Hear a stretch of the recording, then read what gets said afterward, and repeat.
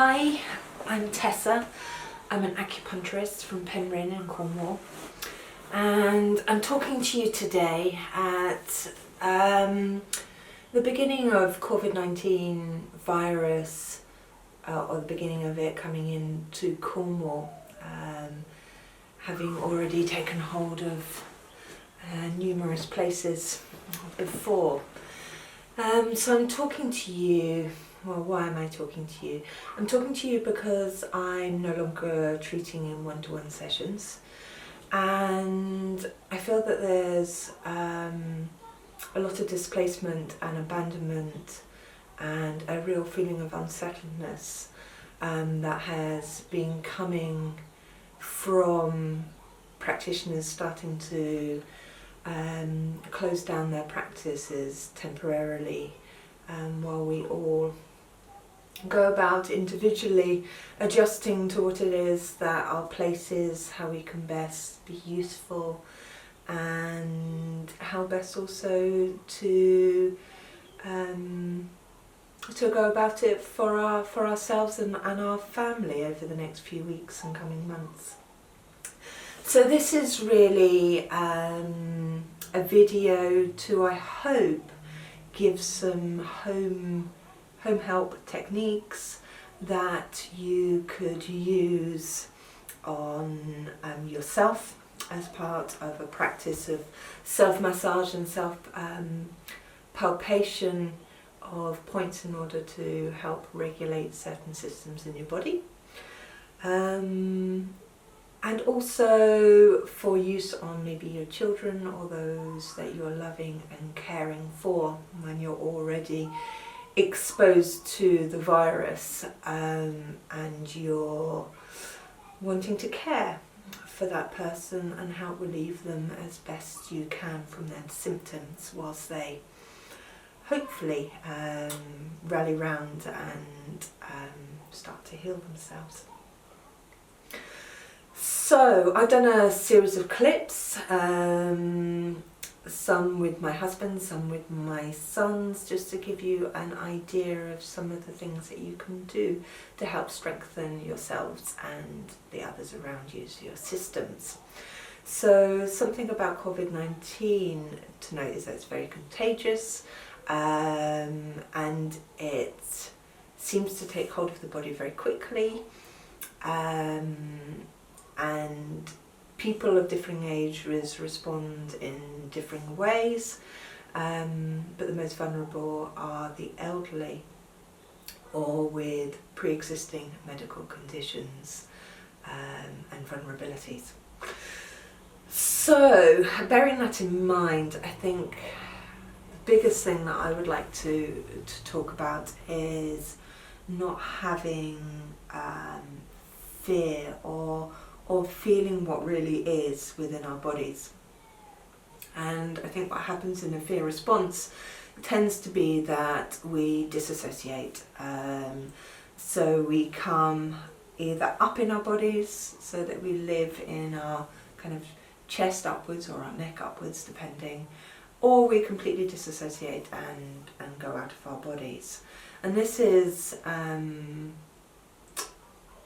in order to protect ourselves, but what it doesn't do is it doesn't give us a feeling of what is real, and it doesn't give us a fluidity that we need at this time. So we need not to be rigid, we need not to be frozen within our fear, we need to be able to move and respond with the changes, be light on our toes, but within ourselves. So what I would suggest is that whatever you do or you don't do, that you really drop into how it is that you are, and try not to allow the fear to really take hold, so that you're not really in touch with what is within yourself. So part of that process is what I and many others from various traditions call grounding. Now grounding is more than just walking with your feet on the floor. It is a real energetic feeling that you're energy is lowered through your body. So you have this pole from the top of your head to your perineum, and you have this flow of energy that comes from up down to your roots and your feet, and you have energy also that comes up from the earth and meets in with your body, and this flow is kind of continuous. And part of fear, what happens is we freeze, and it blocks that kind of free flow of energy in our body. But what also happens is what I just talked about before, is that the energy tends to really, in our body, just kind of comes up and we go out. So really just kind of breathing into your body, just breathing, really noticing your breath, allowing your body to contract and to expand, to allow things to come in, as well as to let go. And I think at these times, these times especially, these fearful, uncertain times, what happens is we just hold. We can't take anything in, we don't know what to do, and we freeze. And it's just being able just to become more fluid, just free yourself up in your body, just see what is real, what is true, what is now, and just breathe into the moment and breathe down into the soles of your feet, and really ground yourself in your feet, in the earth. Really feel that energetic feeling in your feet, rooting you onto the earth that you're walking on. Just lowering your energy, lowering your fear, and really feeling what actually is. So that's one thing I would really encourage us all to do, and to keep reminding ourselves of that. And to keep breathing, to keep that relationship of allowing things in and letting things go, to be moment by moment. And COVID-19 attacks the lungs. You know, it is a pathogen that goes directly to the lung area. So when I'm thinking about the lungs, I'm thinking about grief. I'm thinking about letting things go, about the sadnesses and the grief that all of us are experiencing around us in these times, with our environment, with our climate change, and as well as the griefs that we have, that every one of us as human beings has within our life on a daily process, but also, you know, on bigger cycles of grief, of happenings, bigger happenings in your life. So I'm really aware that although this COVID-19 is targeting the lungs, it's really significant that it's targeting the lungs. And the breath, and that feeling of freezing within the breath and not really wanting to breathe because we don't know whether or not we want to feel, and if we don't have to feel, then we can just carry on. So there's definitely something of that going on for me, and of course you can take that or leave that and use the techniques in whatever vein that you want. But for me, that's certainly what seems to be going on, is these waves of grief and these real feelings of fear, and really kind of centering myself, lowering my body and grounding myself into the ground to say, actually, Tessa, what is it that is real? You know, what is it that's real? What do I need to do now in order to maintain my movement and maintain unfreezing myself and maintaining availability to myself and to others? So that's what this video is about for me. So I've put together a series of video clips with my son Mortz, who's been incredibly patient with me. It is very homemade, and you know, it's not polished.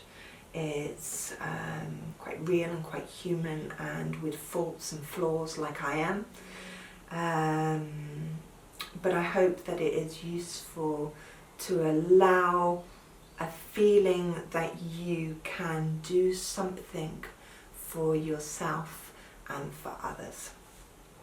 So the clips are about breath, and about really looking at the way that we breathe, whether we hold, whether we contract, whether we tighten, whether we can breathe into each aspect of our being. So breathe into our actual skin, breathe into our space, not just our lungs.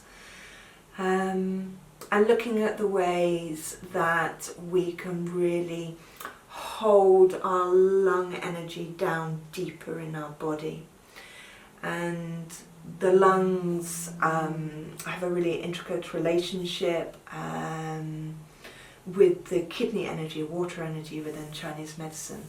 And what happens with this COVID-19 virus is it seems to come in quite superficially, like all pathogens do, on a kind of skin level, and your temperature rises, and you're starting to feel kind of achy or under the weather, and it's all kind of on the skin and quite surface. Your body has noticed that there's something wrong, and your body is saying, hang on a minute, I need to get this out. But the COVID-19 virus is a strong virus. It's a contagious virus. It moves quickly through the body, and it's a strong virus. So if your immune system, your Wei Qi, is not strong, it will enter. But having said that, as I just said, it's a very strong virus, and very few Wei Qis will be strong enough to keep it at bay. Especially the more vulnerable that you are within that category. So, if you're exposed to it for a period of time, you are likely to get it, whether you have strong Wei Qi or not. But what seems to be able to be possible is that the stronger constitutionally you are, and the stronger you are in that water element, that kidney element, that elements lower down in your body that the Chinese see as a kind of battery pack, as your essence of life, your root, your origin of life, what you've got in your tanks. And your lung energy is closely related to that, and that water energy kind of grasps your lung energy and brings it down, and brings the inspiration of life down into the very base of your being. And the kidney energy is run down on old people. You know, old people are coming to the latter ends of their lives. Their tanks are becoming emptier and emptier, and their Wei Qi, their defensive energy, is less, and their resources within their bodies are less, and that's just the way it is. And the best thing that we can do is lessen the symptoms if they do get it, but most of all prevent them getting it in the first place. So I'm not suggesting that any of these things should take the place of Western medicine, but Western medicine is going to be very stretched at this time, and so it might give you some feeling that you can support, aid, lessen and resource the body after it has coursed through. So I'm going to post some broths as well. I'm going to post what, just the different things that I can think of that are going to help you at home with whoever it is that you're going to be caring for, whether it be yourself or another. And I encourage you, whatever your skills are, to share and do your part too.